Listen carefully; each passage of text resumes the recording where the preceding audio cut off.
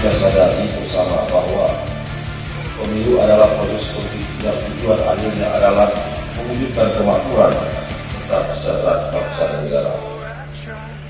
Dalam membaca situasi yang berkembang dan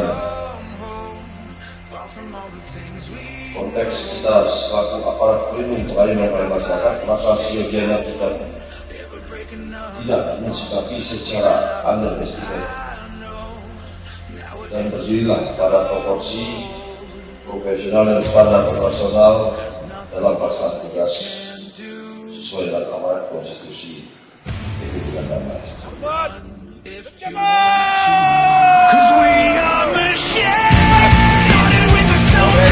Barat siap mengamankan pemilu 2024. Polres Aceh Barat, yes, yes.